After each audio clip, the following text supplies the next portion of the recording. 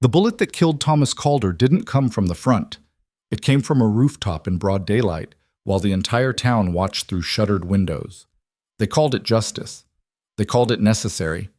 But when his son Ethan rode back into that same valley 6 months later, dust trailing behind his black horse and a rifle across his saddle, every man who'd stayed silent felt their blood run cold. Because Ethan Calder wasn't coming home to mourn. He was coming home to burn down the empire built on his father's grave. If you're watching from anywhere in the world, drop your city in the comments below. I want to see how far this story travels. And if you believe justice is worth fighting for, hit that like button and stay until the end. The valley hadn't changed. Ethan Calder recognized every ridge, every bend in the dried creek bed, every scraggly pine clinging to the rocky slopes. The land looked the same as it had when he was a boy, riding behind his father's wagon, learning the names of the ranches that dotted the basin like scattered teeth. But the silence had changed. There used to be voices carried on the wind, ranch hands calling to each other, cattle lowing across the grasslands, the distant clang of a blacksmith's hammer in town. Now the valley felt hollow, like something vital had been carved out of it and left to rot. Ethan rode slowly, his horse's hooves kicking up small clouds of dust that hung in the still air. The late afternoon sun cast long shadows across the trail, and he could see the town emerging in the distance, a cluster of weather-beaten buildings huddled together as if seeking protection from the wilderness beyond. He'd left this place 5 years ago with nothing but the clothes on his back and a warrant hanging over his head. He'd left because staying meant dying, and his father had begged him to run. "They'll kill you just to get to me," Thomas Calder had said, gripping Ethan's shoulders with calloused hands that still smelled of leather and cattle. "You go. You survive. That's all I ask." Ethan had gone. He'd survived. But his father hadn't. The telegram had found him in a mining camp 3 territories away, crumpled and stained with someone else's whiskey. The words had been brief, matter-of-fact, the way death always was on the frontier. Thomas Calder shot dead. Victor Hale's men. No arrest. That had been 6 months ago. Ethan had spent every day since then riding back. The first person to notice him was a boy mucking out stables at the edge of town. The kid couldn't have been more than 12, all elbows and sun-darkened skin, and when he saw Ethan's silhouette against the dying light, his pitchfork clattered to the ground. The boy didn't run. He just stared, mouth slightly open, as if he'd seen a ghost. Ethan tipped his hat. "Afternoon." The boy stammered something unintelligible and bolted into the stable. Within minutes, Ethan could feel eyes on him from every window, every doorway. Word traveled fast in small towns, faster when the name being whispered was one people thought they'd never hear again. He tied his horse outside the Silver Spur Saloon, the only building in town that looked like it had been painted in the last decade, and stepped inside. The noise stopped instantly. Every conversation died mid-sentence. Cards froze in players' hands. Even the bartender, a thick-necked man with a scar running from his temple to his jaw, stopped wiping down glasses and stared. Ethan let the silence stretch. There were maybe 20 men in the room. Some he recognized, older now, harder around the eyes. Others were strangers, drifters, the kind of men who followed money and didn't ask questions about where it came from. And in the back corner, sitting at a table with 3 other men, was Wade Garrett. Garrett had been Victor Hale's right hand for as long as Ethan could remember. A tall man with a drooping mustache and cold gray eyes, he'd always carried himself like someone who knew he was untouchable. The kind of man who could shoot a rancher in the street and still sleep soundly that night. Garrett's hand rested casually on the table, inches from his revolver. Ethan walked to the bar. "Whiskey," he said quietly. The bartender didn't move. "I said whiskey." The man's hand shook slightly as he poured. He slid the glass across the bar without meeting Ethan's eyes. Ethan downed it in one swallow, feeling the burn settle in his chest. Then he turned and leaned back against the bar, facing the room. "I know most of you," he said. His voice wasn't loud, but in the suffocating silence every word carried. "Some of you knew my father. Some of you worked with him. Some of you stood by and watched while he was murdered." No one spoke. "I'm not here to ask questions," Ethan continued. "I'm not here to beg for help or expect any of you to grow a spine after all this time." Wade Garrett shifted in his chair, his fingers drumming slowly on the table. Then what are you here for, boy? Garrett's voice was a lazy drawl, almost amused. Because the way I remember it, you ran out of this valley with your tail between your legs. Wanted for murder, wasn't it? A few men chuckled nervously. Ethan's expression didn't change. I'm here to finish what my father started. Garrett's smile faded. Your father started a war he couldn't win, he said flatly. And it got him killed. No. Ethan's voice dropped, quiet and cold. Victor Hale had him shot in the back. That's not war. That's murder. The temperature in the room seemed to drop. Garrett stood slowly, his chair scraping against the wooden floor. The men at his table followed suit, hands drifting toward their guns. You calling me a liar? Ethan straightened. I'm calling you exactly what you are. For a moment, Ethan thought Garrett might draw. The man's hand hovered over his revolver, his jaw tight, eyes locked on Ethan's, but then Garrett smiled, a thin, humorless expression. Victor's going to be real interested to hear you're back, he said softly. Real interested. He gestured to his men, and they filed out of the saloon, their boots heavy on the floorboards. Garrett paused at the door, glancing back over his shoulder. You should have stayed gone, Calder. Then he was gone, and the door swung shut behind him. The saloon remained silent. Ethan turned back to the bar and tapped the glass. Another. This time the bartender poured without hesitation. Ethan spent the night in a rented room above the general store. It smelled like dust and old wood, and the bed creaked under his weight, but it was better than sleeping on the ground. He lay awake for hours, staring at the ceiling. He could still see his father's face the last time they'd spoken, lined with worry, gray in the beard, but still strong, still stubborn. Thomas Calder had been a man who believed in doing what was right, even when it cost him everything. And it had cost him everything. Ethan closed his eyes and let the memories wash over him. The next morning, he rode out to the Calder ranch, or what was left of it. The house was still standing, but barely. The windows were broken, the door hung crooked on its hinges, and the porch sagged dangerously. The barn had collapsed entirely, its charred beams jutting up like broken ribs. Someone had burned it. Ethan dismounted and walked slowly through the ruins. Ash crunched under his boots. He found pieces of his childhood scattered among the wreckage. A rusted horseshoe, a broken lantern, the scorched frame of a photograph. He picked up the frame. The photograph was gone, burned to nothing. But he didn't need to see it to remember. It had been a picture of his mother, taken a year before she died. She'd been smiling, her hand resting on young Ethan's shoulder. He set the frame down gently. They came the night after the funeral. Ethan spun around, hand on his gun. An old man stood at the edge of the property, leaning heavily on a walking stick. He was thin, bent with age, his face a map of deep lines and sun damage. But Ethan recognized him. Mr. Brennan? Samuel Brennan had owned the ranch to the west. A good man, honest, one of the few who'd stood by Thomas Calder when Hale's empire started swallowing up the valley. Brennan nodded slowly. Didn't think I'd see you again, boy. Didn't think I'd come back, Ethan admitted. Brennan hobbled closer, his eyes scanning the destroyed ranch. Hale's men did this, he said quietly. Waited until everyone was gone, then torched it. Wanted to make sure there was nothing left for you to come back to. They miscalculated. Brennan studied him for a long moment. Your father was my friend, he said finally. Best man I ever knew. But he fought a fight he couldn't win, Ethan. Hale owns this valley now. Owns the land, owns the lawmen, owns the fear in every man's heart. You can't change that. I can try. You'll die trying.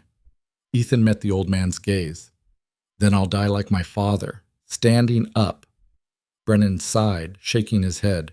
You're just as stubborn as he was. I'll take that as a compliment. The old man was silent for a moment, then reached into his coat and pulled out a folded piece of paper. Your father gave this to me the week before he died, Brennan said, handing it over. Said if anything happened to him, I should give it to you. Ethan unfolded the paper. It was a list of names, ranchers, all of them. Men who'd been forced to sell their cattle through Hale's operation, or face ruin. Men who'd lost their land, their livelihoods, their dignity. At the bottom, in his father's handwriting, was a single sentence. These men deserve better. Give it to them. Ethan folded the paper carefully and tucked it into his shirt. Thank you. Brennan nodded. Be careful, boy. Hale's got eyes everywhere. He turned and shuffled away, leaving Ethan alone among the ashes. The plan was simple. Ethan would buy cattle directly from the ranchers, bypassing Hale's monopoly entirely. If he could prove it was possible, if he could show even one rancher that they didn't have to bow to Hale, the fear would start to crack. And once fear started to crack, it shattered. He started with a rancher named Jacob Morse, a man his father had trusted. Morse's spread was small but well-maintained, tucked into a narrow valley about 10 miles north of town. When Ethan rode up, Morse was fixing a fence, his shirt soaked with sweat. Ethan Calder, Morse said slowly, straightening. Heard you were back. Word travels. It does. Morse wiped his hands on his pants. What can I do for you? I want to buy cattle. Morse blinked. You want to...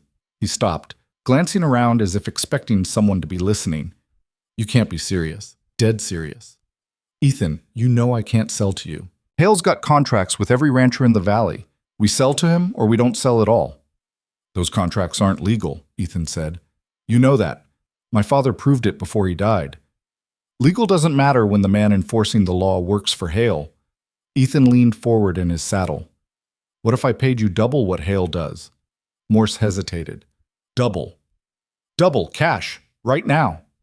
For a moment, Ethan saw hope flicker in the man's eyes. Then it died, snuffed out by something darker. Fear. I can't, Morse said quietly. I've got a wife, kids. If Hale found out, he won't. He always finds out. Morse's voice cracked. I'm sorry, Ethan. I truly am, but I can't help you. Ethan straightened. If you change your mind, you know where to find me. He rode away, frustration burning in his chest. He tried 3 more ranchers that day. The answer was always the same. I can't. I'm sorry. I have a family. By the time the sun set, Ethan was exhausted, not from the riding, but from the weight of all that fear pressing down on the valley like a storm cloud that wouldn't break. He made camp in a small grove of cottonwoods near a creek, unsaddled his horse, and built a fire. The flames crackled and popped, sending sparks drifting up into the darkening sky. He was heating coffee when he heard the sound of hooves. Ethan's hand dropped to his gun. A rider emerged from the shadows, a man in a long coat and a wide-brimmed hat, a silver star glinting on his chest. A federal marshal. Ethan stood slowly. Evening, the marshal said, reining in his horse a respectful distance away. He was in his 40s, clean-shaven, with sharp eyes that missed nothing. Name's Daniel Cross. You mind if I step down? Depends on what you want. Cross smiled faintly. Just to talk. Ethan gestured to the fire. Coffee's almost ready. Cross dismounted and tied his horse, then settled onto a log across from Ethan. He pulled off his gloves and warmed his hands over the flames. I've been tracking you for 3 weeks, Cross said conversationally. Ethan's jaw tightened. You here to arrest me? That depends. On what? On whether you're guilty. Ethan poured 2 cups of coffee and handed one to Cross. I didn't kill that deputy, he said flatly. I know. Ethan froze. Cross took a sip of coffee, his expression unreadable. I've been investigating the shooting for months, he continued. The evidence doesn't add up. Witnesses contradict each other. The gun that killed him was never found. And every lead I follow points back to one name. Victor Hale. Cross nodded. He wanted you gone. So he framed you. Ethan's hands clenched around the tin cup. Then why are you here? Because I'm a marshal, Cross said simply.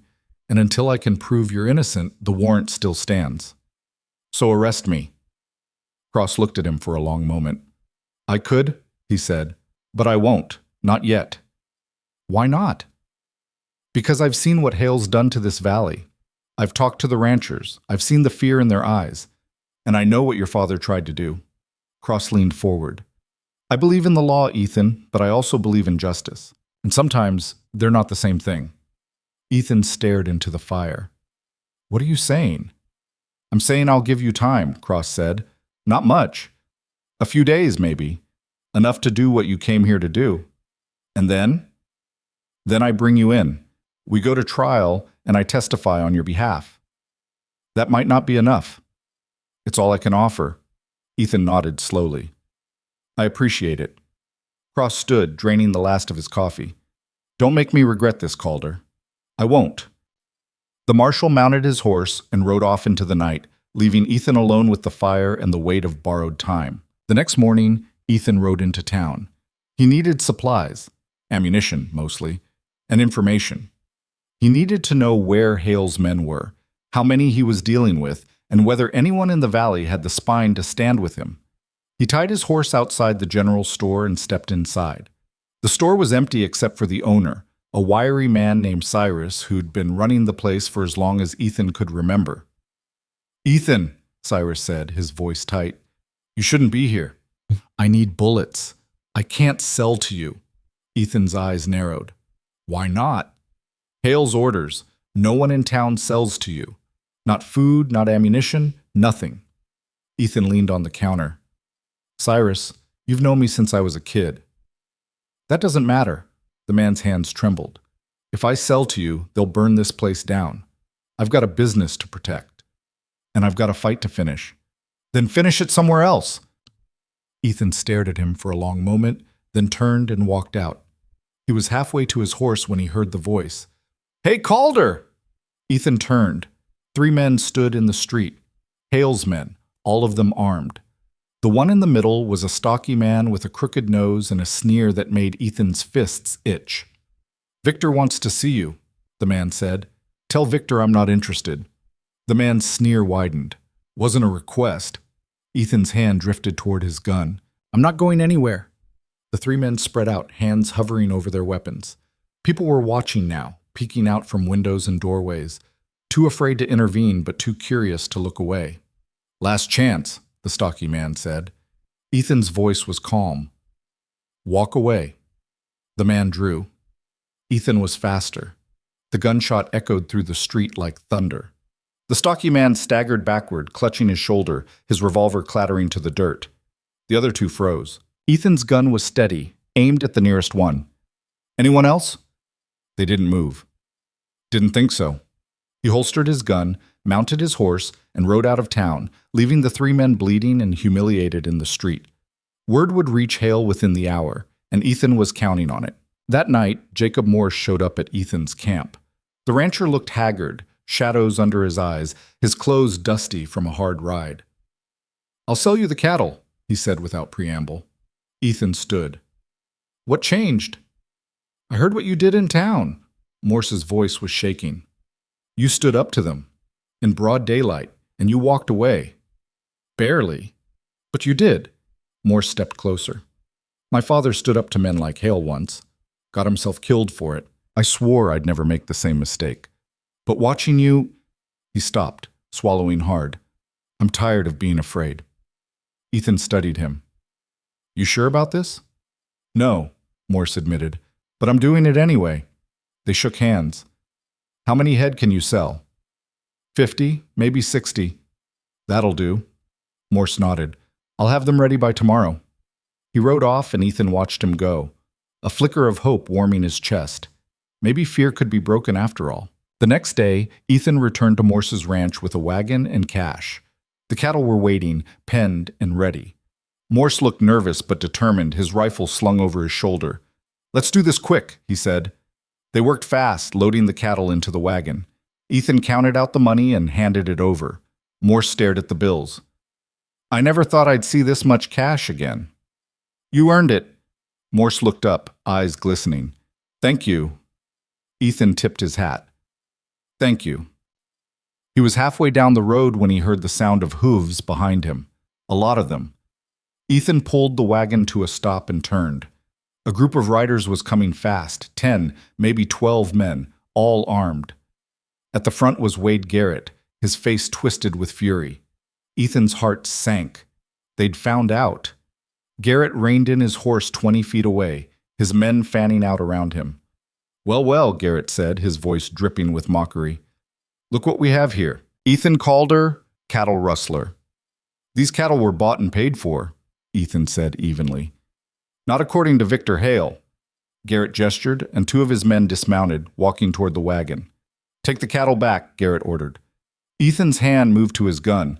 "Touch that wagon, and I'll put a bullet in you." Garrett laughed.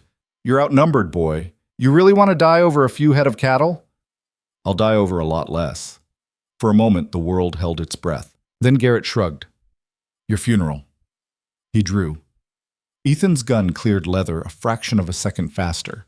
The shot rang out, and Garrett's hat flew off his head. The man yelped and dove off his horse, scrambling for cover. Chaos erupted. Hale's men opened fire, bullets tearing through the air. Ethan threw himself behind the wagon, returning fire as fast as he could reload. One of Hale's men went down, then another, but there were too many. A bullet grazed Ethan's arm, hot and sharp. He gritted his teeth and kept shooting. Then from behind him, he heard another rifle crack. Jacob Morse had followed him. The rancher was firing from the cover of a boulder, his face set with grim determination. "I told you!" Morse shouted. "I'm done being afraid!" Together they held the line. One by one, Hale's men retreated, their arrogance replaced by shock. They hadn't expected resistance. They hadn't expected anyone to fight back. Garrett was the last to leave, blood streaming from a wound in his leg. "This isn't over!" he screamed. Ethan didn't respond. He just watched them ride away, his chest heaving, his hands shaking from adrenaline. Morse limped over, his rifle smoking.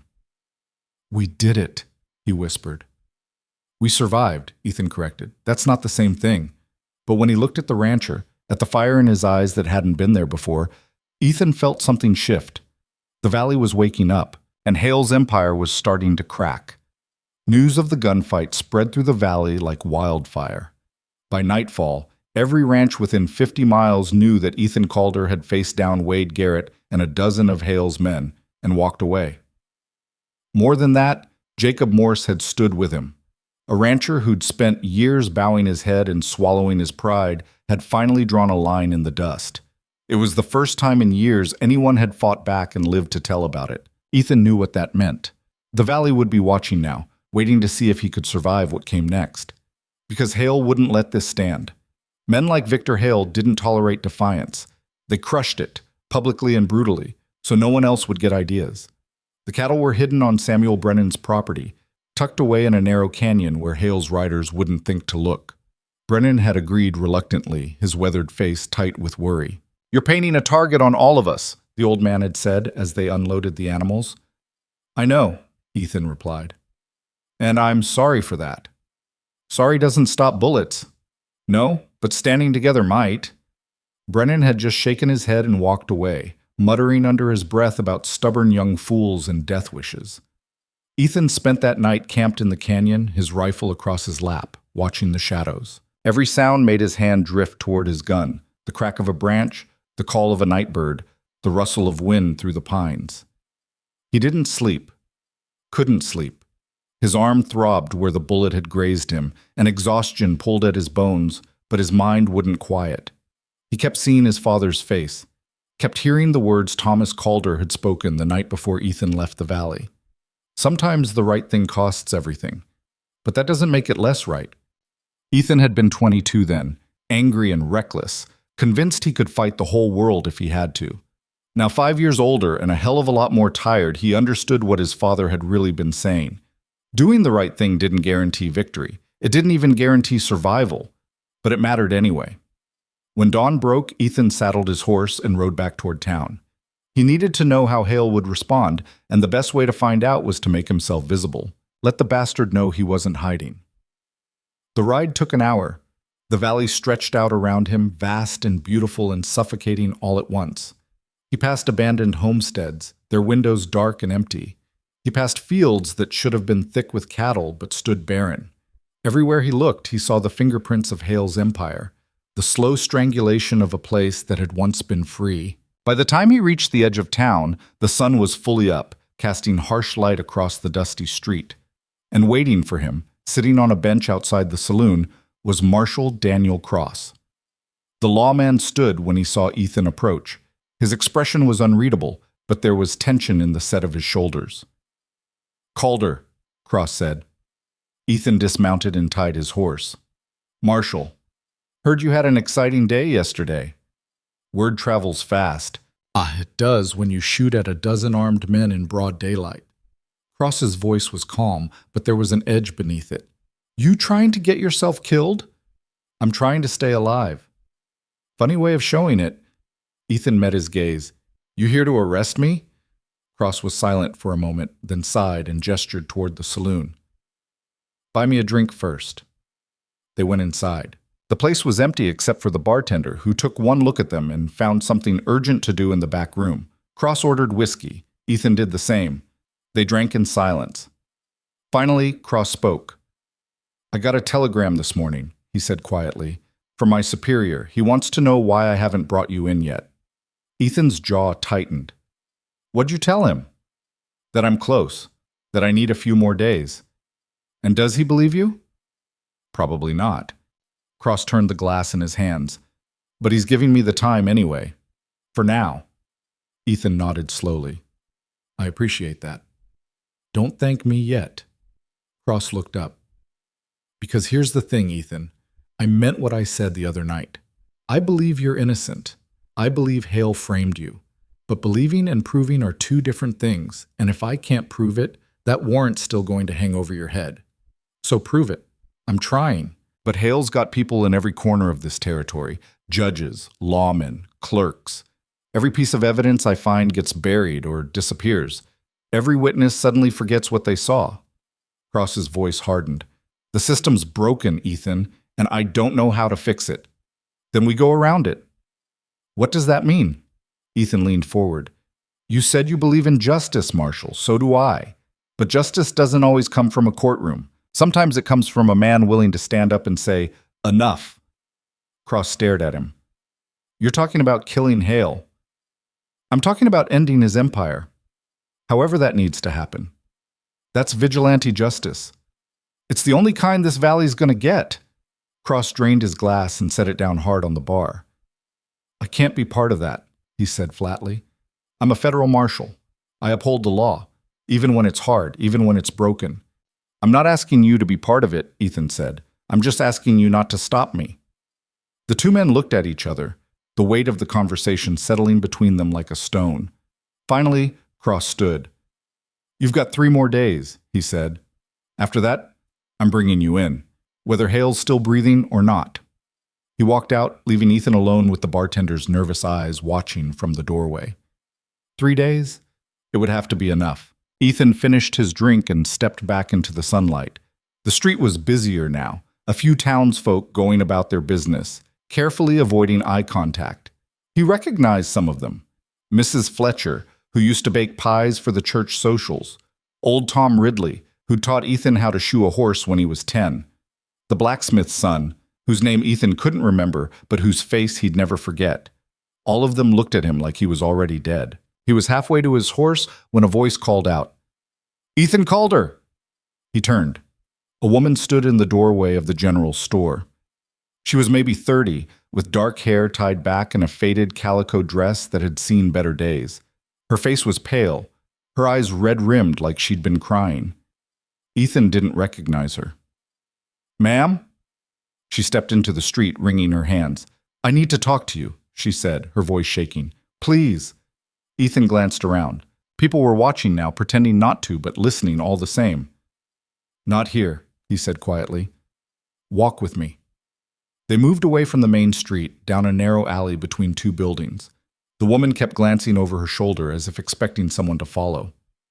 What's this about? Ethan asked. She took a breath. My name is Sarah Winters. My husband was Tom Winters.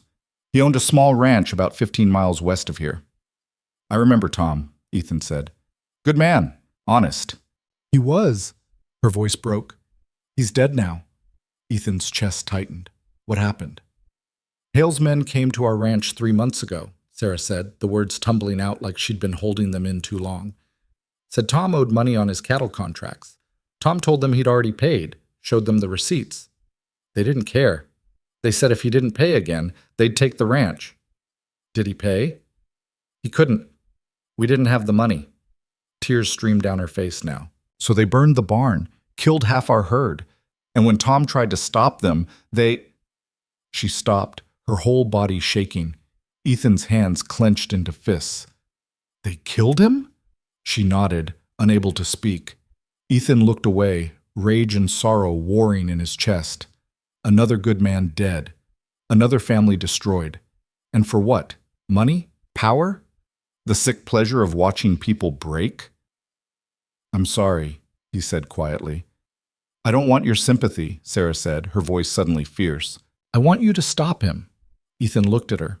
Ma'am, everyone's talking about what you did yesterday, how you stood up to Garrett, how Jacob Morse fought with you. She grabbed his arm. My husband died trying to do the right thing. Don't let that be for nothing, please. Ethan covered her hand with his. I'll do everything I can, he promised. She nodded, wiping her eyes. That's all I can ask.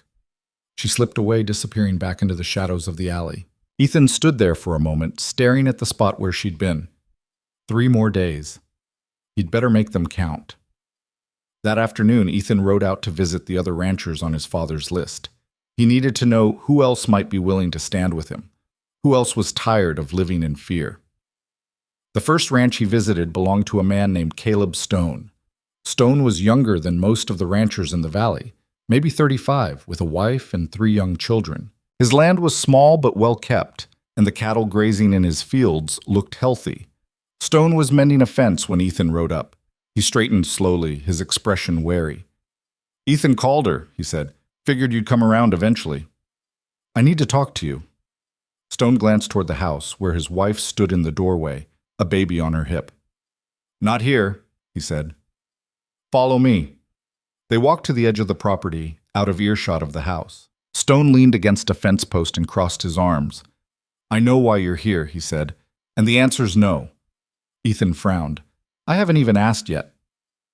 You don't have to. You want me to sell you cattle. You want me to stand up to Hale.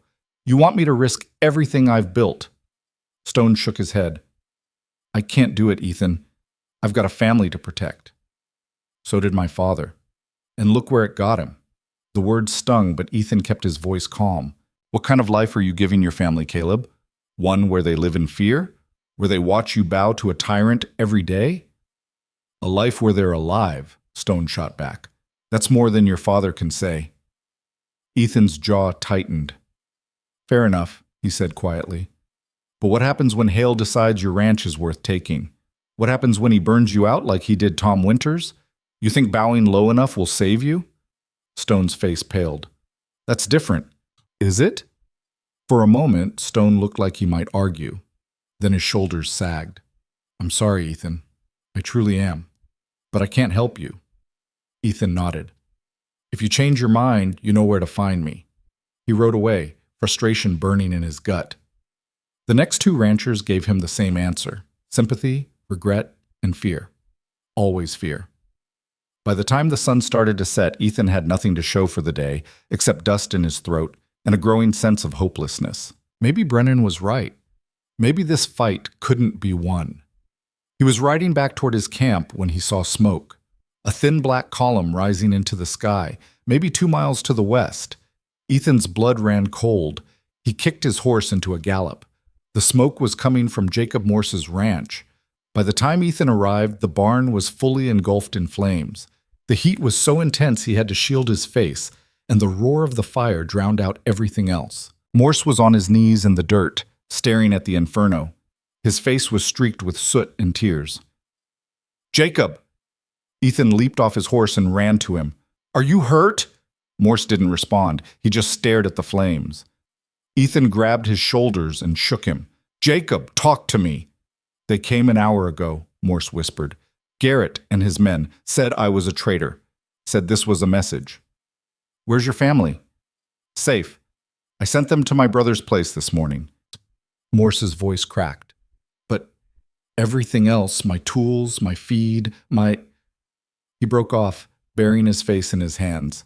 Ethan's rage burned hotter than the fire.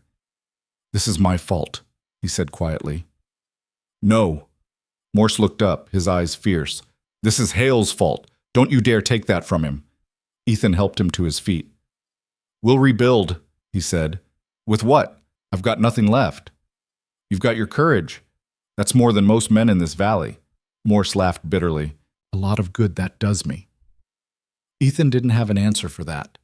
They stood together and watched the barn burn, the flames reflected in their eyes. That night, Ethan made a decision.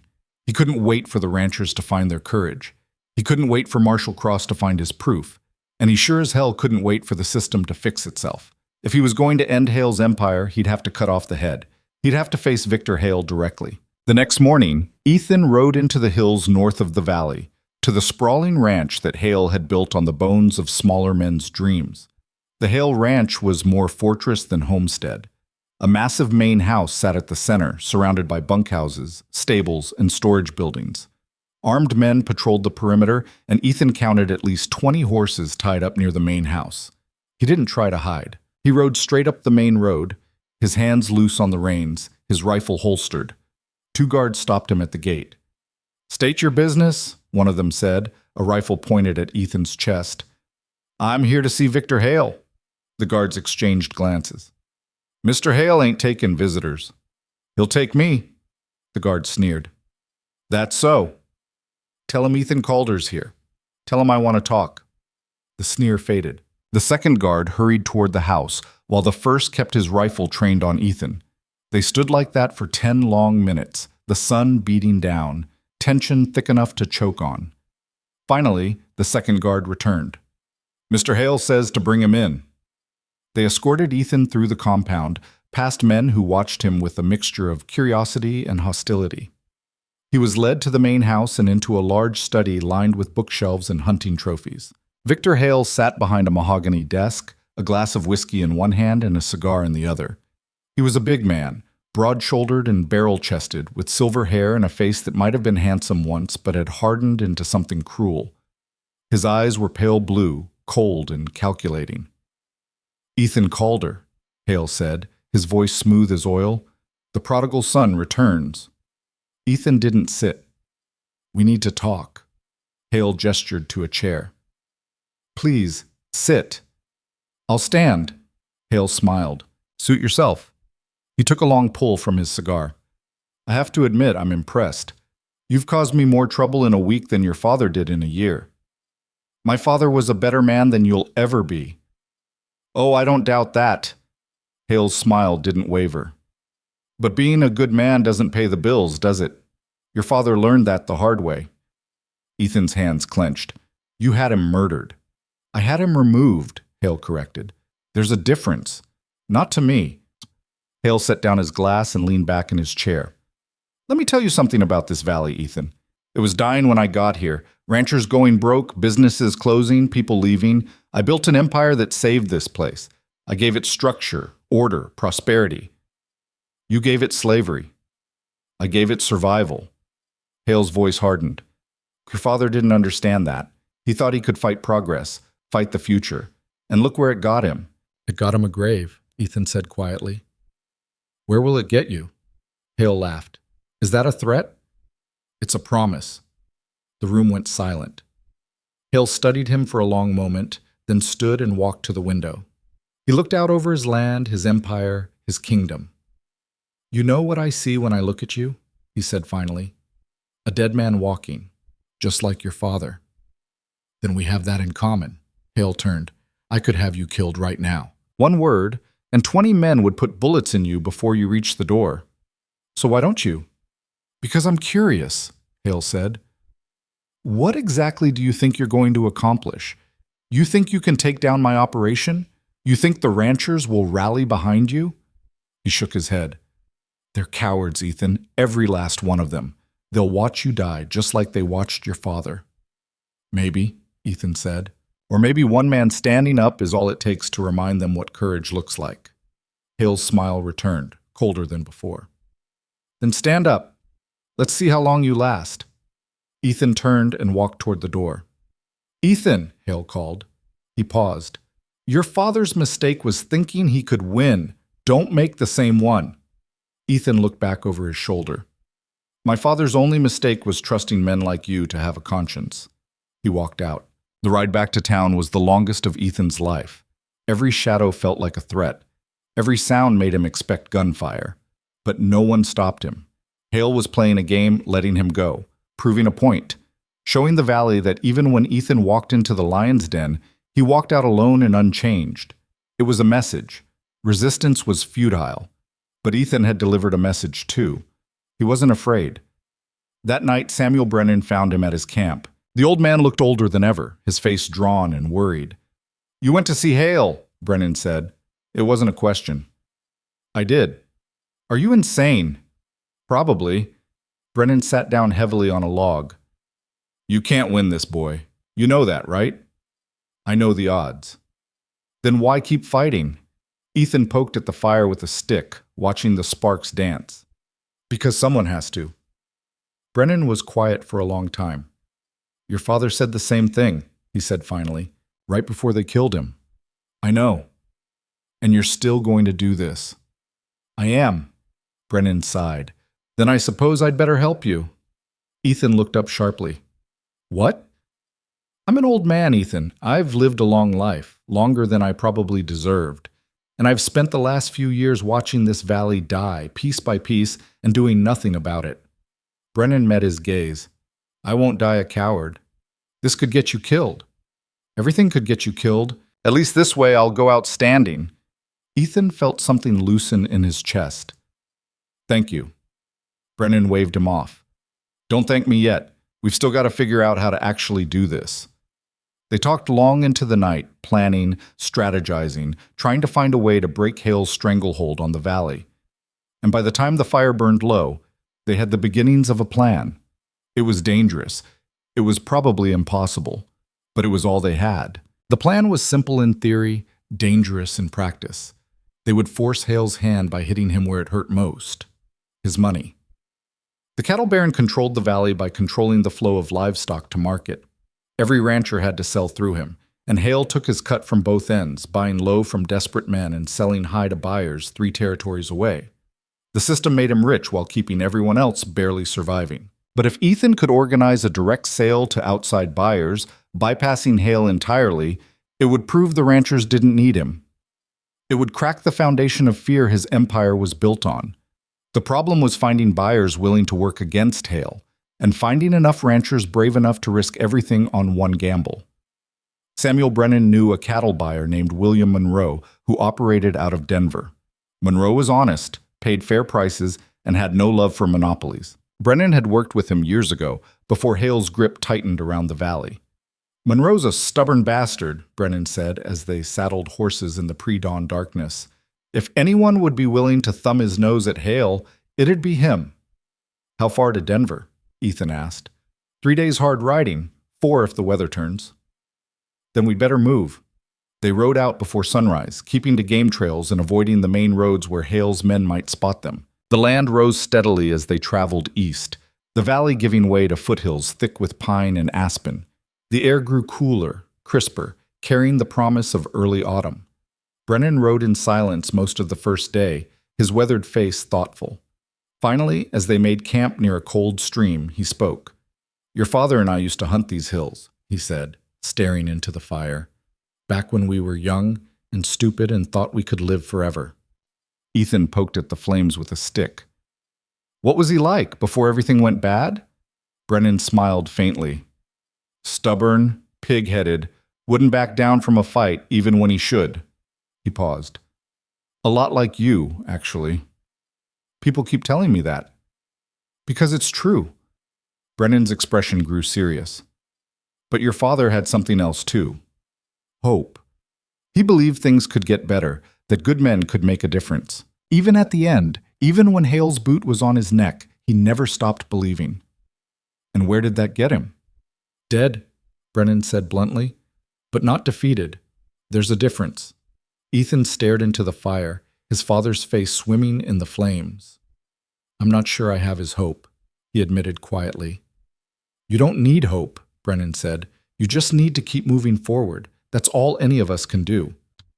They reached Denver on the afternoon of the 3rd day, dusty and saddle-sore but determined. The city sprawled across the high plains, a chaotic mix of brick buildings, wooden storefronts, and sprawling stockyards where thousands of cattle waited for transport east. Monroe's office was near the yards, a small building with his name painted on a weathered sign. Inside, a clerk directed them to the back room where they found Monroe himself reviewing ledgers. He was a thin man in his 50s with wire-rimmed spectacles and ink-stained fingers. When he saw Brennan, his face lit up. "Sam Brennan! I'll be damned!" He stood and shook Brennan's hand vigorously. "How long's it been? 5 years?" "6, Brennan said. "This is Ethan Calder, Thomas Calder's son." Monroe's expression sobered. "I heard about your father," he said to Ethan. "I'm sorry. He was a good man." "Thank you. What brings you boys to Denver?" Brennan got straight to the point. "We need a buyer for cattle, a lot of cattle, and we need someone willing to work around Victor Hale." Monroe's eyebrows rose. "That's a tall order." "Can you do it?" Monroe sat back down and removed his glasses, cleaning them thoughtfully. "Hale's threatened anyone who does business with independent ranchers in your valley. Says they're breaking contracts, rustling cattle, dealing in stolen goods." "It's all lies," Ethan said. "I know that. You know that. But the law doesn't care."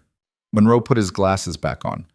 "If I buy from you, Hale will come after me. He's got lawyers, connections, money. He could tie me up in court for years." "So you won't help us?" Monroe held up a hand. "I didn't say that." He smiled slowly. "I said he could come after me. Doesn't mean I'm going to let that stop me." Ethan felt hope flicker in his chest. "You'll buy from us?" "On 2 conditions," Monroe said. "First, the cattle need to be clean. No stolen animals, no disputed ownership. I want clear bills of sale from every rancher." "Done. What's the second condition?" "You get me at least 500 head. Anything less isn't worth the risk." Brennan whistled low. "That's a lot of cattle, Will." "That's my price." Monroe's expression was firm. "Hale's got resources I don't have. If I'm going to fight him, I need to make it worth my while." Ethan and Brennan exchanged glances. "We'll get you 500 head, Ethan said. "Then we have a deal." Monroe stood and shook their hands. "Get me the cattle within 2 weeks, and I'll have buyers lined up ready to pay top dollar." They left Denver with a renewed purpose. 500 head meant convincing at least a dozen ranchers to join them. It meant organizing the biggest cooperative sale the valley had seen in years. It meant going to war. The ride back took 4 days.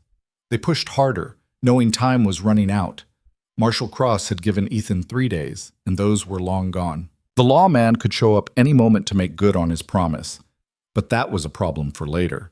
Right now, Ethan had to focus on gathering the ranchers. They arrived back in the valley on a gray morning heavy with the threat of rain. Storm clouds gathered over the mountains, and the wind carried the scent of coming precipitation. Brennan headed to his ranch to rest, and Ethan rode straight to Jacob Morse's property. The ruins of the barn still smoldered, and Morse sat on the porch of his small house, a rifle across his knees. When he saw Ethan, he stood. "Wondered when you'd get back," Morse said. "We got a buyer. William Monroe in Denver. He'll take 500 head if we can deliver in 2 weeks." Morse's eyes widened. 500, that's a lot. "I know." Ethan dismounted. "But if we pull this off, it'll prove the ranchers don't need Hale. It'll break his monopoly. And if we don't pull it off, then we're no worse off than we are now." Morse looked at the burned barn, his jaw tight. "What do you need from me?" "Help spreading the word. We need every rancher willing to sell, and we need them to commit before Hale finds out what we're planning." "He'll find out," Morse said grimly. "He always does." "Then we'd better move fast." Over the next 3 days, Ethan and Morse rode to every ranch on Thomas Calder's list and several more besides. They spoke to men who'd lost hope, who'd buried their dreams alongside their burned barns and slaughtered cattle. They spoke to widows like Sarah Winters, to young ranchers like Caleb Stone, to old-timers who remembered when the valley was free. Some said no immediately, their fear too deeply rooted to overcome. But others listened. And some, to Ethan's surprise, said yes. By the 4th day, they had commitments for 300 head. Not enough, but a start. The breakthrough came from an unexpected source. Ethan was watering his horse at a creek when a rider approached, a woman in her 40s with sun-weathered skin and eyes that had seen too much hardship. "You're Thomas Calder's boy," she said. It wasn't a question. "I am. I'm Margaret Hayes. I own the Double H Ranch, about 20 miles north." Ethan knew the name. The Double H was one of the larger operations in the valley, second only to Hale's empire. What can I do for you, Mrs. Hayes? I hear you're organizing a sale, bypassing Hale. Word travels fast. It does when you're shaking the foundations of a man's kingdom. She dismounted and stood facing him. My husband died 2 years ago. Hale's been trying to buy me out ever since. When I refused, he started sabotaging my operation. Fences cut, wells poisoned, hands scared off. I'm sorry. Don't be. Be useful. Her voice was steel. I've got 150 head ready to sell. You get me to Monroe, and I'm in. Ethan stared at her. 150? You heard me. That would put us at 450. We'd be close. Then find the rest, Margaret said, because I'm done bowing to that bastard. With Margaret Hayes committed, other ranchers started to waver. If a woman could stand up to Hale, what excuse did they have? Caleb Stone changed his mind after his wife convinced him. 2 smaller ranchers from the southern end of the valley signed on. An old-timer named Dutch Holloway, who'd been ranching since before Ethan was born, contributed 30 head in a fierce determination to see Hale brought down. By the end of the week, they had 520 head committed, more than enough. Now came the hard part, actually moving the cattle without Hale stopping them. Ethan called a meeting at Samuel Brennan's ranch. It was the most central location, and Brennan's property had good sight lines in all directions, making it hard for anyone to approach unseen. 12 ranchers showed up, plus Ethan, Brennan, and Jacob Morse. They gathered in Brennan's barn, standing in a rough circle, faces grim and determined. You all know why we're here, Ethan began. We've got a buyer in Denver willing to pay fair prices. We've got the cattle. Now we need to get them there in one piece. Hale's not going to let that happen, Dutch Holloway said. His voice was rough as gravel. The moment we start moving cattle, his men will be on us. Then we move them all at once, Ethan said. One big drive. Too many cattle, too many armed men for Hale to stop without starting an all-out war. He might start one anyway, Caleb Stone said nervously. Maybe, Ethan acknowledged. But he's also a businessman. He won't risk his reputation by massacring a dozen ranchers in broad daylight. Not when there are witnesses, not when it could bring federal attention. You're gambling with our lives, Stone said. I'm gambling with mine too. Margaret Hayes spoke up, her voice cutting through the tension. Every one of us in this barn has already lost something to Hale. Our money, our pride, our loved ones. We can keep losing piece by piece until there's nothing left. Or we can stand together and fight for what's ours. Silence filled the barn. Then Dutch Holloway nodded. I'm in. One by one, the others voiced their agreement. When do we move? Morse asked. Day after tomorrow, Ethan said. We gather the herds at the north pasture, combine them into one drive, and head for Denver, fast and together. Who's ramrodding this drive? Brennan asked. Everyone looked at Ethan. He took a breath. I am. If anyone's got a problem with that, speak now. No one spoke. Then it's settled, Ethan said. Get your cattle ready.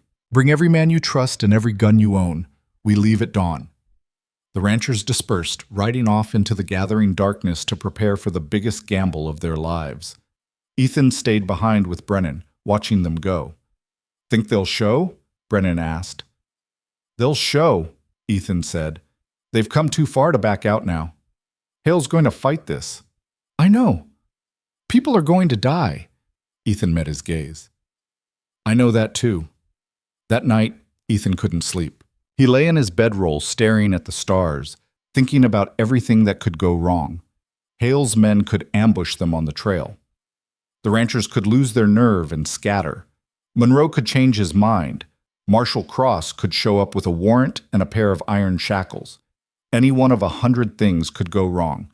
But if even one thing went right, if they made it to Denver, if they sold the cattle, if they proved that Hale's empire could be challenged, then everything would change. The valley would remember what freedom tasted like, and that was worth dying for.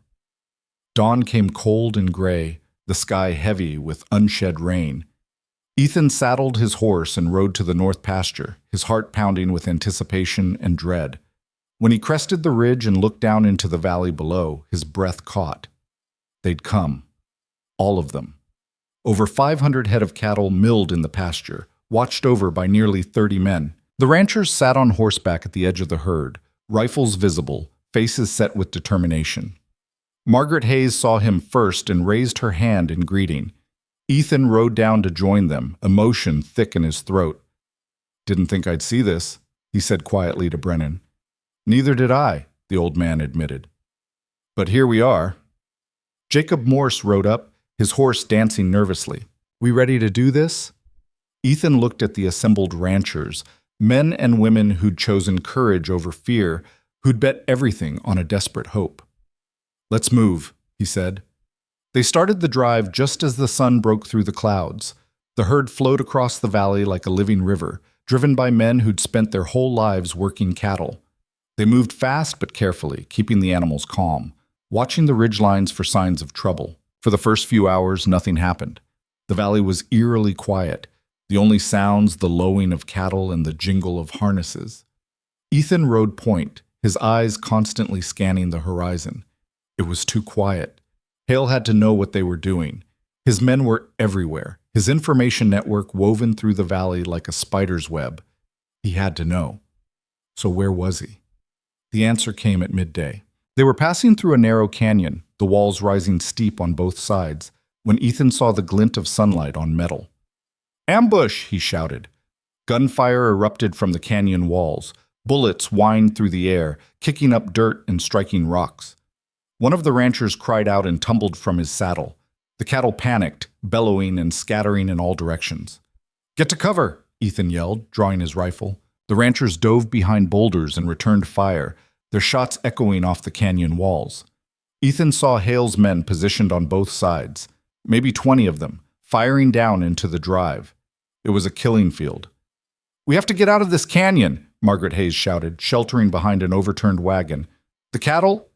Forget the cattle. We'll lose everything if we stay here." She was right. The canyon was a death trap. "Fall back," Ethan ordered. "Everyone fall back."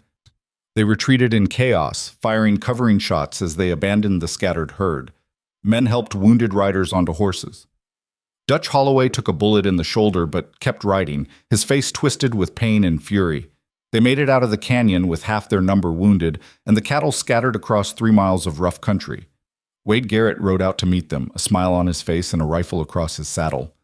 "Told you this would happen, Calder," he called. "You should have stayed gone." Ethan's hand moved toward his gun, but Brennan grabbed his arm. "Not here," the old man hissed.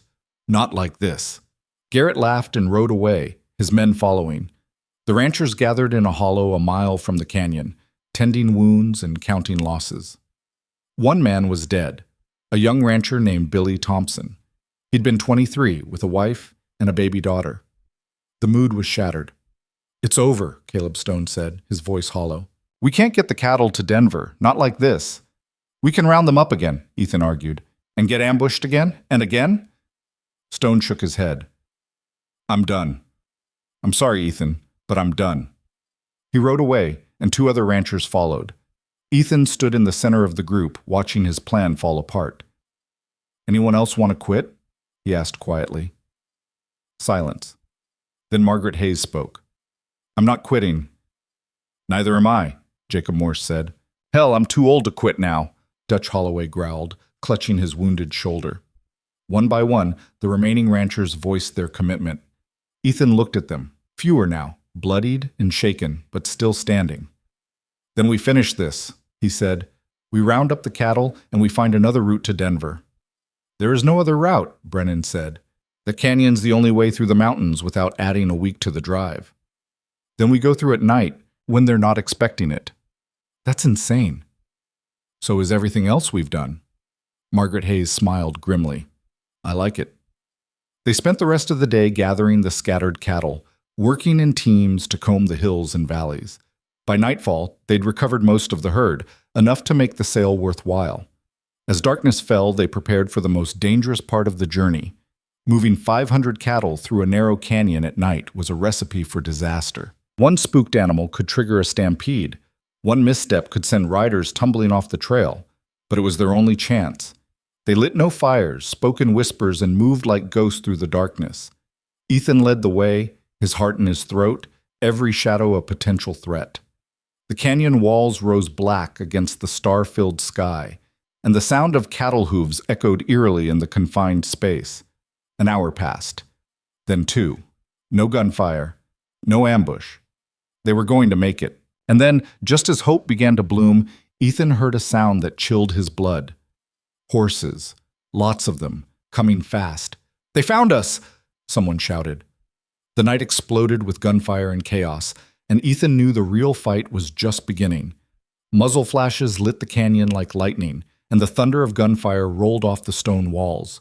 Cattle bellowed in terror, their eyes wild in the darkness, and men shouted orders that were swallowed by the chaos. Ethan wheeled his horse around, trying to see how many riders were coming. The darkness made it impossible to count, but the volume of gunfire told him everything he needed to know. Too many. "Stay with the herd," he shouted to the nearest ranchers. "Don't let them scatter." A bullet whined past his ear, close enough that he felt the displaced air. He returned fire blindly, aiming at the muzzle flashes, knowing he was hitting nothing but hoping to buy time. Margaret Hayes appeared beside him, her rifle barking steadily. "They're coming from behind," she yelled, "trying to box us in." Ethan's mind raced. If Hale's men got ahead of them and blocked the canyon exit, they'd be trapped, slaughtered like animals. "Brennan," Ethan shouted, "take 10 men and push forward, clear the path." The old man didn't hesitate. He gathered riders and spurred his horse into a gallop, charging toward the canyon's mouth. The sound of their hooves echoed like war drums. Ethan turned his attention to the rear. Wade Garrett's voice carried through the darkness, taunting and cruel. "End of the line, Calder! No place left to run!" "I'm not running!" Ethan shouted back. He fired 3 quick shots in the direction of Garrett's voice, then urged his horse toward a cluster of boulders where Jacob Morse and Dutch Holloway had taken cover. "How bad?" Ethan asked. 2 men down," Morse said, breathing hard. "Don't know if they're alive." Dutch Holloway's face was pale, his wounded shoulder bleeding through his makeshift bandage, but his eyes burned with defiance. "We can't hold them off and move the cattle," the old man said. "Not in the dark." "We don't have to hold them off," Ethan said. "We just have to survive long enough to get through." Another volley of gunfire erupted, this time from the front of the canyon. Ethan's heart sank. They were surrounded. Then he heard something that made hope surge through him, return fire from Brennan's group, heavy and sustained. The old man had reached the canyon mouth and was fighting to keep it open. "Move the herd," Ethan ordered. "Now! Push them forward!" The ranchers drove the cattle forward with shouts and whistles, forcing the terrified animals through the killing zone. It was madness, pure chaos, but it was their only chance. Ethan stayed at the rear with a handful of men, providing covering fire. Every few seconds, he'd fire a shot, reload, fire again. His hands moved automatically, muscle memory from years of frontier survival taking over. A rider emerged from the darkness. One of Hale's men, his face twisted with bloodlust. He aimed his pistol at Ethan. Ethan shot him first. The man toppled from his saddle and disappeared into the shadows. Ethan felt nothing, no remorse, no triumph. Just the cold necessity of survival. The cattle were moving now, a river of panicked flesh flowing through the canyon. Some stumbled and fell, trampled by those behind them. Others broke away from the herd, disappearing into the darkness. But most kept moving, driven by fear and the relentless pressure of the ranchers. Slowly, painfully, they were making progress. "Fall back," Ethan shouted to his rear guard. "Stay with the herd!" They retreated in stages, maintaining fire until the last possible moment, then galloping to catch up with the cattle. It was a fighting withdrawal, desperate and bloody, but it was working. The canyon began to widen. They were approaching the exit. And then Ethan saw something that made his blood run cold. Victor Hale himself sat on a gray horse at the canyon mouth, silhouetted against the starlit sky. A dozen armed men flanked him, their rifles trained on the approaching herd. Brennan and his riders had been pushed back, pinned down behind cover. Hale raised his hand. The gunfire stopped. In the sudden silence, the lowing of cattle and the heavy breathing of exhausted men seemed unnaturally loud. "That's far enough, Calder," Hale's voice echoed off the canyon walls. Ethan rode forward slowly, his hand on his revolver. "Get out of my way, Hale." "These are my cattle," Hale said calmly, "bought and paid for under legal contracts." "Those contracts are fraud, and you know it. The courts say otherwise." Hale's smile was visible even in the darkness. "You're rustling cattle, Ethan. That's a hanging offense in this territory. The only thing that should be hanging is you." Hale's smile faded. "Last chance. Turn around, go home, and I might let you live." Ethan looked at the men behind Hale, then at the exhausted ranchers gathered around him. They'd come so far, lost so much. To turn back now would mean admitting defeat. It would mean everything his father died for meant nothing. "No," Ethan said quietly. The word hung in the air like a challenge. Hale's face hardened. "Then you die here." His men raised their rifles. Ethan's hand moved to his gun, knowing he'd never draw fast enough, knowing this was the end. And then a voice rang out from the darkness above them. "Lower your weapons. This is Federal Marshal Daniel Cross, and you're all under arrest." Ethan's head snapped up. Cross stood on a ridge overlooking the canyon mouth, his badge glinting in the starlight. Behind him were at least 20 mounted men, all armed, all wearing the badges of territorial deputies. Hale's men hesitated, their rifles wavering. "Lower your weapons now," Cross shouted again, "or I'll consider you an act of resistance and order my men to fire." For a long moment, nobody moved. Then Hale slowly raised his hand and his men lowered their rifles. Cross rode down into the canyon, his deputies following. They spread out, creating a cordon between Hale's men and the ranchers. The marshal stopped his horse beside Ethan. "You cut it awful close, Calder," Cross said quietly. "How did you Later." Cross turned to face Hale. "Victor Hale, you're under arrest for conspiracy to commit murder, fraud, extortion, and about a dozen other charges I'll be happy to list once we get you back to town." Hale's face twisted with rage. "You have no authority here, Marshal. I have a federal warrant signed by a territorial judge." Cross pulled a folded document from his coat. "And I have 24 witnesses who will testify to your crimes. Those witnesses are liars and thieves. We'll let a jury decide that."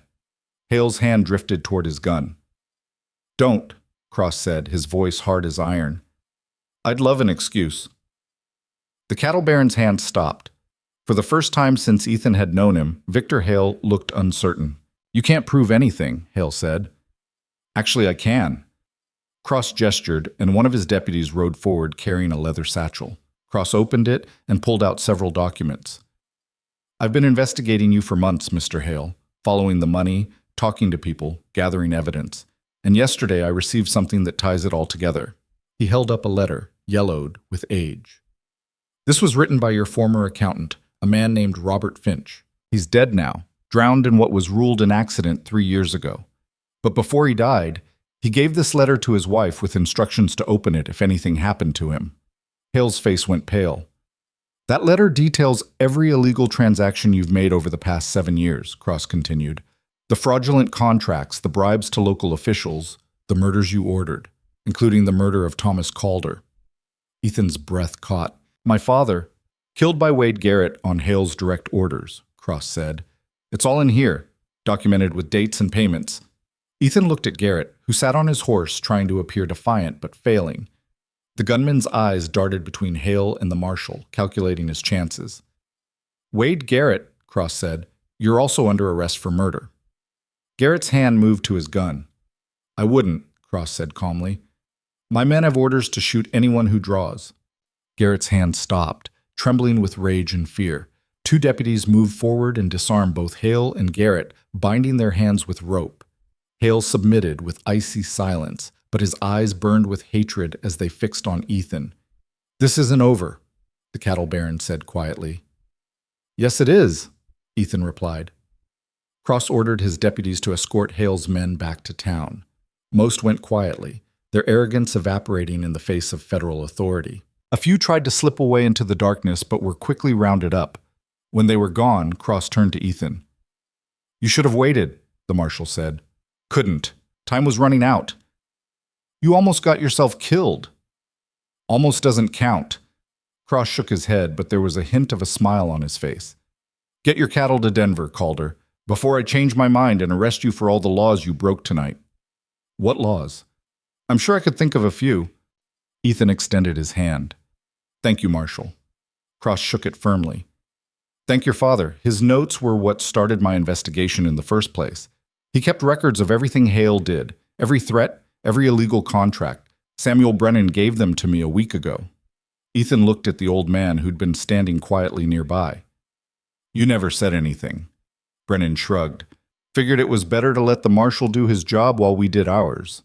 If Cross hadn't shown up, but he did, Brennan said. That's what matters. The ranchers gathered around, exhausted but jubilant. They'd survived. Against impossible odds, they'd actually survived. Margaret Hayes rode up, her face streaked with dirt and powder smoke. We lost about 50 head in the chaos, she reported, and we've got 3 wounded men who need a doctor, but the rest of the herd is intact. Then let's get them to Denver, Ethan said. They moved through the night, no longer hunted, no longer afraid. The cattle flowed out of the canyon and onto the open plains beyond, and for the first time in years, the ranchers drove their own animals to market on their own terms. Dawn found them 20 miles east of the canyon, the cattle grazing peacefully in a wide meadow, while the ranchers made camp and tended their wounded. Ethan sat apart from the others, watching the sunrise paint the mountains gold and red. He was so tired he could barely keep his eyes open, but sleep felt impossible. Too much had happened. Too much had changed. Jacob Morse brought him coffee, sitting down beside him without speaking. They drank in silence, watching the light spread across the valley below. Your father would be proud, Morse said finally. I hope so. No hoping about it. You finished what he started. Cross finished it. I just survived long enough to see it happen. Morse shook his head. You gave us courage. You showed us we didn't have to be afraid. That's what mattered. Ethan thought about that. About the ranchers who'd stood with him. About Billy Thompson who'd died for this cause. About his father who'd started this fight years ago knowing he might not live to see it end. A lot of good people paid for this, Ethan said quietly. That's the cost of freedom, Morse replied. Always has been. They finished their coffee and rejoined the others.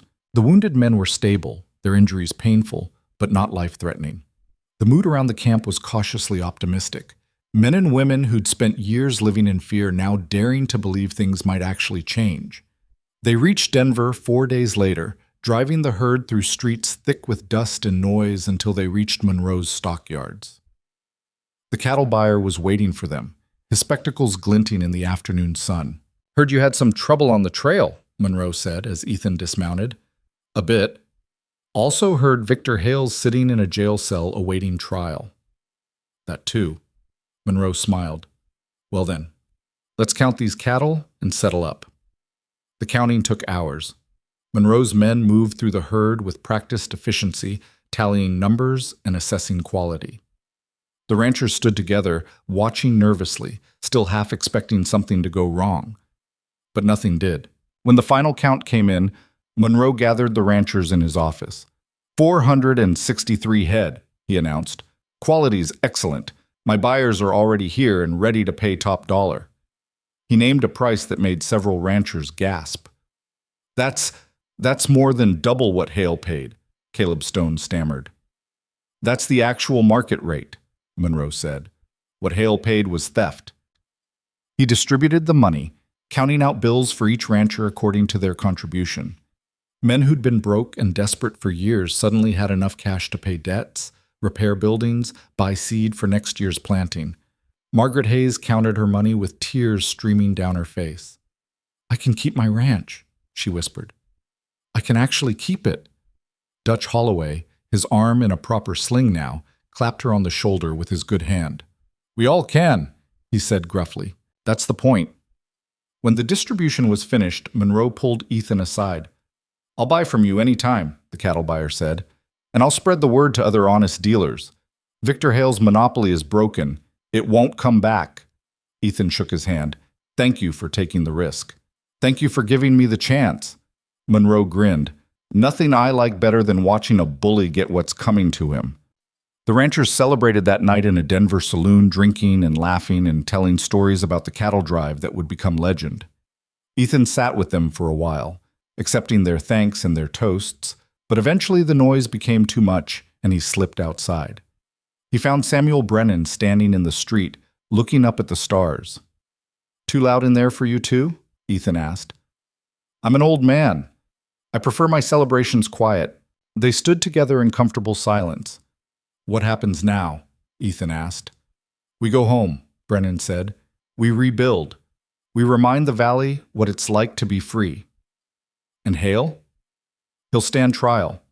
With that letter and all the evidence cross-gathered, he'll hang or spend the rest of his life in prison." Brennan paused. "Either way, he's finished." Ethan nodded slowly. "My father spent years fighting him, died for it. And in the end, it was a letter from a debt accountant that brought him down." "Your father's fight made that letter matter," Brennan said gently. "Without him standing up, without you finishing what he started, Cross never would have had the support to investigate. You didn't bring down Hale alone, but you sure as hell helped." They returned to the valley a week later, the ranchers splitting off one by one as they reached their properties. Each departure was accompanied by promises to help each other, to stand together if trouble came again. The old isolation was broken.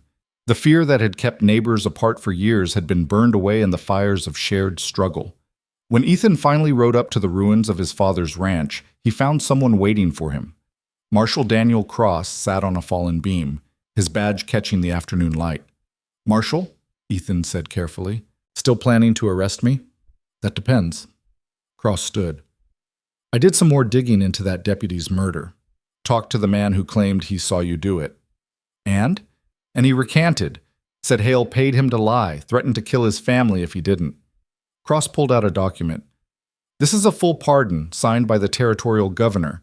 You're a free man, Ethan Calder." Ethan stared at the paper, unable to quite believe it. "Just like that?" "Just like that." Cross handed it over. "Though I'd appreciate if you'd testify at Hale's trial. Your story will help make sure he never sees daylight again." "I'll be there." Cross nodded and turned to leave, then paused. "Your father was a good man," the marshal said. "He tried to fight corruption through the system, and the system failed him. You fought outside the system and somehow made it work. I'm not sure which approach is right. Maybe both are necessary." "Maybe," Ethan agreed. Cross mounted his horse and rode away, leaving Ethan alone with the ruins and the memories. He stood for a long time, looking at the charred remains of the house where he'd grown up. Then he began picking through the debris, salvaging what could be saved. A bent horseshoe, a scorched saddle, the broken frame that had once held his mother's photograph. And beneath a collapsed section of wall, protected by fallen timbers, he found his father's journal. The leather cover was smoke-stained but intact. Inside, page after page of Thomas Calder's careful handwriting documented years of struggle against Victor Hale's empire. Notes on fraudulent contracts, records of intimidation, names of victims. The evidence that had started Marshal Cross's investigation. On the last page, dated a week before his death, his father had written, "If I don't survive this fight, I pray someone with more strength and courage will finish it. This valley deserves better than fear. These people deserve to live free. Whatever it costs, the price is worth paying." Ethan closed the journal, his vision blurring with tears. "I finished it, Pa," he whispered. "It's done." The next morning, Sarah Winters arrived with a wagon full of supplies. "Heard you were back," she said. "Figured you could use some help rebuilding." "I can't ask you to—" "You didn't ask. I'm offering." She climbed down from the wagon. "My husband died fighting Hale. The least I can do is help the man who finally beat him." By noon, others had arrived. Jacob Morse with tools and lumber. Margaret Hayes with food and fresh water. Caleb Stone with his 2 sons ready to work. Even Dutch Holloway showed up, his wounded arm still in a sling, but his good hand ready to help. "Can't rebuild a valley if we don't rebuild the Calder Ranch," the old man said gruffly. They worked through the day and into the evening, clearing debris and salvaging materials. The old barn was beyond repair, but the house's foundation was solid. With enough work, it could be rebuilt. As the sun set, Ethan stood among the workers, his neighbors, his friends, his community, and felt something he hadn't felt in years. Hope. Not the desperate hope of a gambler betting everything on one last hand, but the steady, quiet hope of people working together towards something better. The valley was healing, and so was he. That night, he made camp on the ridge overlooking the ranch. The stars wheeled overhead, bright and infinite, and somewhere in the distance a coyote called to its mate. Ethan lay back and closed his eyes, exhaustion finally claiming him. Tomorrow, they'd start rebuilding. Tomorrow, there would be work and sweat and 100 small battles against entropy and decay. But tonight, the valley was free, and that was enough. 3 weeks passed before word reached the valley that Victor Hale had escaped. Ethan was working on the framework of the new barn when Samuel Brennan rode up at a gallop, his face ashen. "He's gone," the old man said, barely able to catch his breath. "Hale, someone broke him out of the territorial jail 2 nights ago." Ethan's hammer stopped mid-swing. "How?" "Don't know the details. Cross sent a rider with the news. Said 3 guards were killed and Hale vanished along with Wade Garrett and 4 other men." Brennan's hands shook on the reins. "They're coming back, Ethan. They're coming for all of us." The words hung in the air like a death sentence. Jacob Morse, who'd been holding a beam in place, let it drop. "We're dead," he said flatly. "Hale won't just kill us. He'll burn every ranch in the valley to the ground." "Not if we find him first," Ethan said. "Find him?" Morse's voice rose with panic. "He could be anywhere. Mexico, Canada, anywhere." "No." Ethan set down his hammer, his mind racing. "He won't run. Running means admitting defeat. Hale's a man who believes he owns this valley. He'll come back to reclaim it." "Then what do we do?" Brennan asked. Ethan looked at the half-built barn, at the ranch that was slowly rising from the ashes, at the valley that had finally learned to stand together. "We end this," he said quietly, "once and for all." By nightfall, every rancher who'd made the cattle drive was gathered at Brennan's property. The mood was tense, fearful, but underneath the fear burned something harder: anger. They'd fought too hard, risked too much to let Hale take it all back. Margaret Hayes was the first to speak. "My ranch hands spotted riders on the southern ridge yesterday," she said. 6 men, watching my property. They disappeared before we could get close, but I'd bet my life one of them was Garrett. "They're scouting," Dutch Holloway said. "Figuring out where we are, how many men we have." "When will they attack?" Caleb Stone asked, his voice tight. "Soon," Ethan said. "Hale knows we'll be expecting him. He'll want to strike before we can organize a proper defense." "Then we defend together," Margaret said. "Pick one ranch, fortify it, make our stand there." "That's what he'll expect," Ethan replied. "He'll surround us, burn us out, pick us off one by one." "So what do you suggest?" Brennan asked. Ethan spread a hand-drawn map of the valley across the table. "We don't defend, we hunt." The ranchers leaned in, studying the map. "Hale's got maybe a dozen men," Ethan continued. "We've got 30, but he has the advantage of surprise and desperation. Men with nothing to lose fight harder." "So we take away his advantage," Margaret said, understanding dawning. "We find him before he finds us." "Exactly. We split into 3 groups, patrol the valley in shifts. The moment someone spots Hale's men, we converge." "And if they spot us first?" Morse asked. "Then we make sure we see them coming." They organized watches, divided the valley into sectors, and armed themselves with every rifle and pistol they could find. Women and children were sent to the most defensible ranch, Margaret Hayes's place, which had thick stone walls and clear sight lines in all directions. For 3 days, nothing happened. The valley held its breath, waiting for the hammer to fall. On the 4th night, it did. Ethan was riding the northern sector with Morse and 2 other ranchers when they saw the smoke. Not the thin gray column of a cook fire, but thick black clouds billowing into the moonlit sky. "That's the Fletcher place," one of the ranchers said, his voice tight. They spurred their horses into a gallop. By the time they arrived, the ranch house was fully engulfed. The heat was so intense they couldn't get within 50 yards. Ethan scanned the property desperately, looking for survivors. "There," Morse pointed. An elderly couple huddled near the well, their faces illuminated by the flames. Ben and Martha Fletcher, married 50 years, their life's work burning before their eyes. Ethan rode to them. "Are you hurt?" Ben Fletcher shook his head, too stunned to speak. "How many were there?" Ethan asked. 8, maybe 10, Martha whispered. "They came out of nowhere, told us to leave the valley, or this would happen to everyone." "Which way did they go?" She pointed east, toward the broken country near the mountain foothills. Ethan turned to Morse. "Get the Fletchers to safety. Send word to the others. Tell them Hale's moving east." "What are you going to do?" "Find them." "Alone?" That's suicide.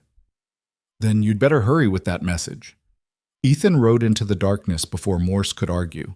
The trail was easy to follow. 10 horses left tracks, even a blind man could read.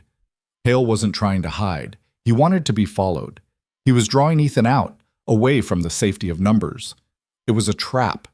Ethan knew it and rode toward it anyway. The tracks led into a narrow canyon choked with juniper and sage. The walls rose steep on both sides, the bottom littered with boulders and deadfall. Perfect ambush country.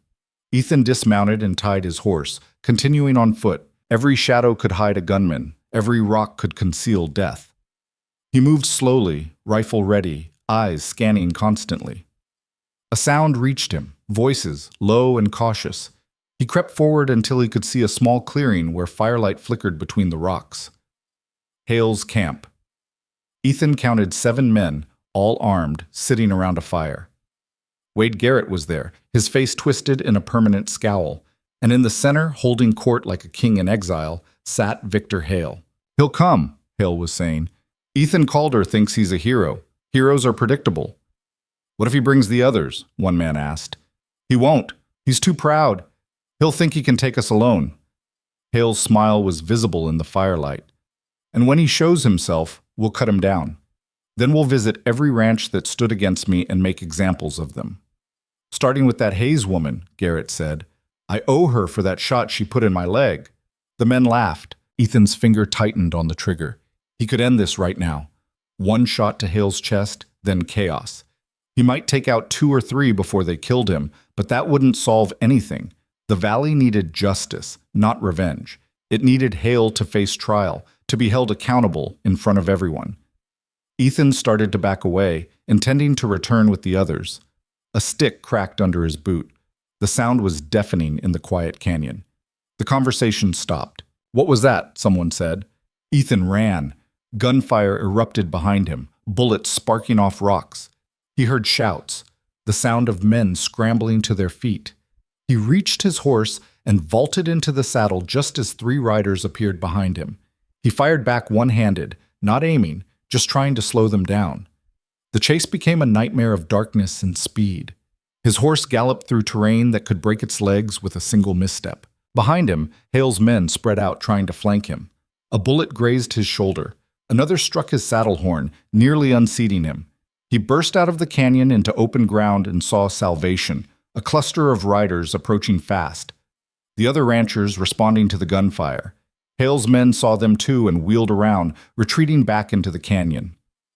Brennan reached Ethan first, his old face tight with worry. "You hurt?" "Just grazed. They're in the canyon, maybe a mile back." "How many?" 7, maybe 8.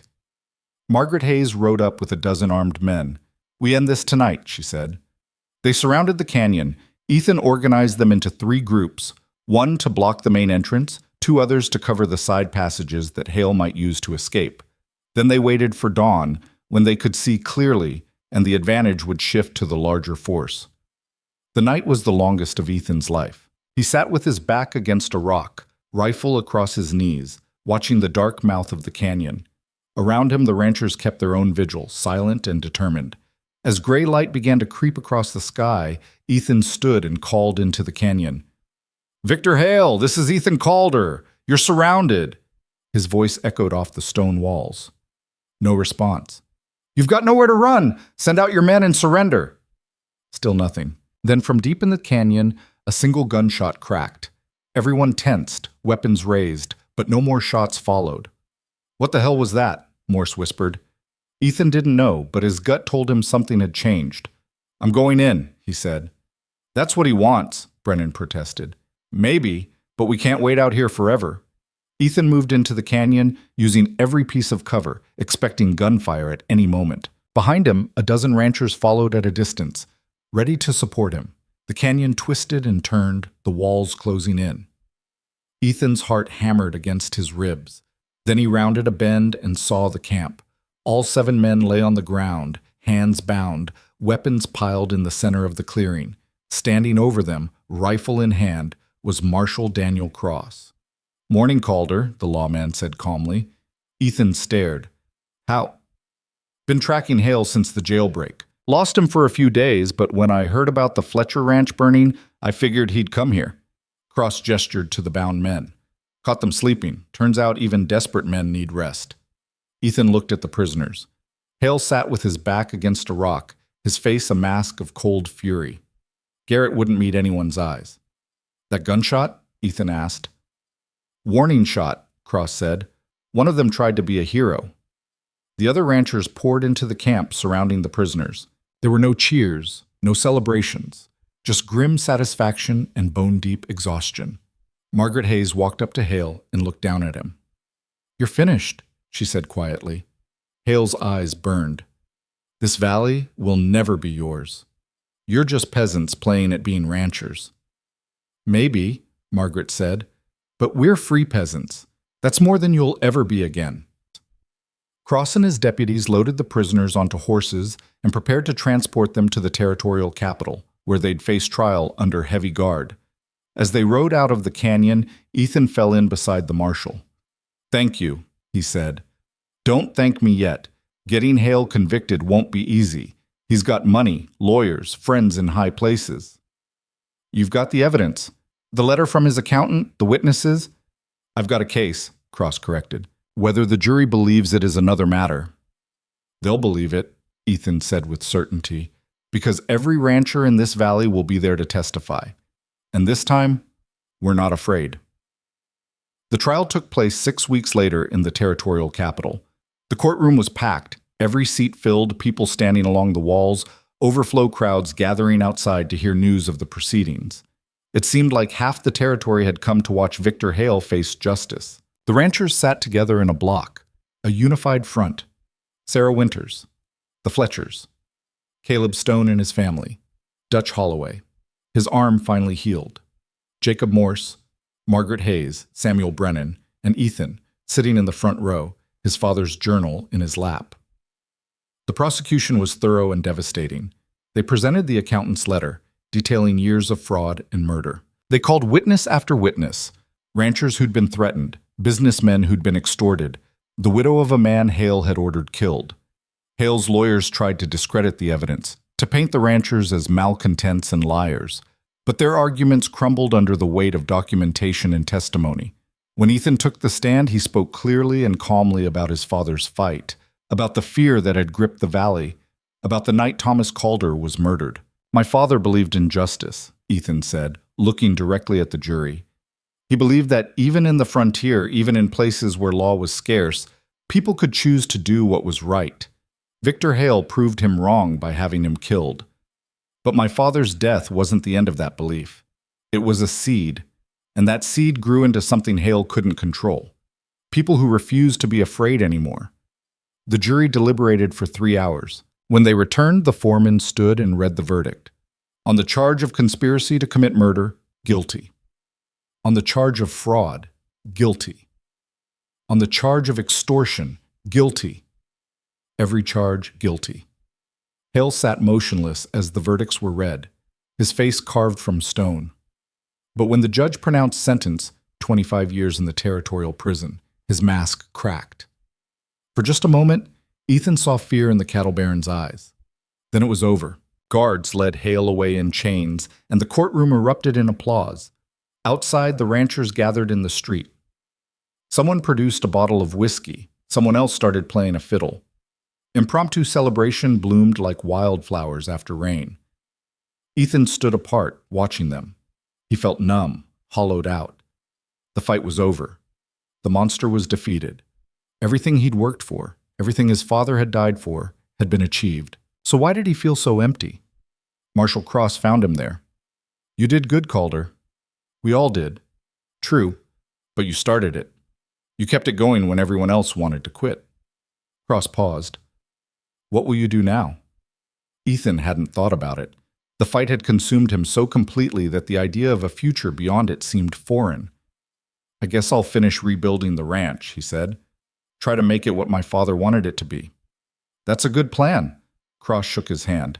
If you ever need anything, you know where to find me. The marshal walked away, and Ethan was alone again with the celebration swirling around him. Then Sarah Winters approached, her young daughter on her hip. Thank you, she said simply. For what? For giving my daughter a valley where she can grow up free, where she doesn't have to watch her mother bow to tyrants. The little girl smiled at Ethan, all innocence and hope. And suddenly the emptiness filled with something warm and sustaining. This was what it had all been for. Not revenge, not victory, but the simple gift of a better tomorrow for people who deserved it. The return journey to the valley took 2 days. The ranchers traveled together, their earlier fear replaced by easy camaraderie. They talked about spring planting, about building a cooperative to help market their cattle, about organizing a school for the valley's children. They talked about the future. When they finally rode over the last ridge and saw the valley spread below them, their valley, free at last, several people wept quietly. "We should celebrate," Margaret Hayes said. "All of us. A proper barn dance, the way we used to before Hale." "At the Calder Ranch," Dutch Holloway suggested. "Ethan's got a barn that needs christening." They looked at Ethan expectantly. He smiled, the first genuine smile in months. "A barn dance it is." They spent the next week preparing. The ranchers finished building Ethan's barn, raising the walls and hammering down the roof until it stood solid and true. Women brought food, enough to feed half the territory. Someone found a piano and hauled it out to the ranch. Dutch Holloway's nephew played fiddle, and the blacksmith's son played guitar. On the night of the dance, as the sun set over the valley, painting the sky in shades of gold and crimson, people began arriving. Not just the ranchers who'd made the cattle drive, but families from all over the valley. People who'd spent years isolated by fear now came together in celebration of its ending. Lanterns hung from the barn rafters, casting warm light across the wooden floor. Music filled the air, joyful and alive. Children ran between the adults, laughing and playing.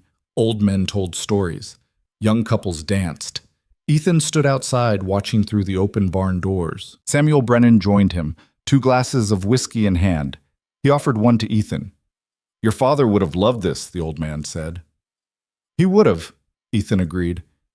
"He always said the valley's strength was its people, that if they could just stop being afraid, they'd build something beautiful." He was right. They drank in silence, watching the celebration. "What about you?" Brennan asked. "You planning to stay?" Ethan had been asking himself the same question.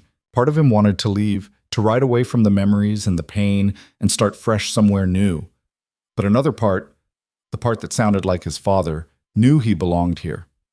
"I'm staying," he said. "This is home." "Good." Brennan clapped him on the shoulder. "Valley needs men like you." Margaret Hayes appeared in the doorway, flushed from dancing. "Ethan Calder, you're the host of this party. The least you can do is dance." "I'm not much of a dancer." "Neither am I. That makes us well matched." She held out her hand. Ethan hesitated, then took it. They joined the other dancers, moving to music that spoke of new beginnings and hard-won joy. Around them, the valley celebrated not just the end of Victor Hale's tyranny, but the beginning of something better. As the night wore on and the music played, Ethan felt the last of the darkness lift from his shoulders. The weight he'd carried since his father's death, the rage, the guilt, the desperate need for justice, finally released its grip. He was free. They all were. Near midnight, as the celebration began to wind down and families started the journey back to their ranches, Ethan stepped outside to catch his breath. The valley stretched before him, silver in the moonlight. His valley, his home. He thought about his father, about the man who'd fought so hard for this moment and never lived to see it, about the price that had been paid. Billy Thompson, Tom Winters, and others whose names would be remembered whenever people told the story of how the valley broke free. "I hope I made you proud, Pa," Ethan whispered to the night. The wind rustled through the pines, carrying the scent of sage and distant rain. And in that moment, Ethan felt a peace he'd thought he'd never know again. The fight was over. The valley was free. And tomorrow, the work of building something lasting would begin. Behind him, the music started up again, a slow, sweet melody that spoke of home and hope and all the things worth fighting for. Ethan stood there a moment longer, fixing this moment in his memory. Then he turned and walked back into the light, ready to face whatever tomorrow would bring. The barn doors stood open wide, welcoming him home, and somewhere in the darkness, carried on the wind like a prayer, the valley sang.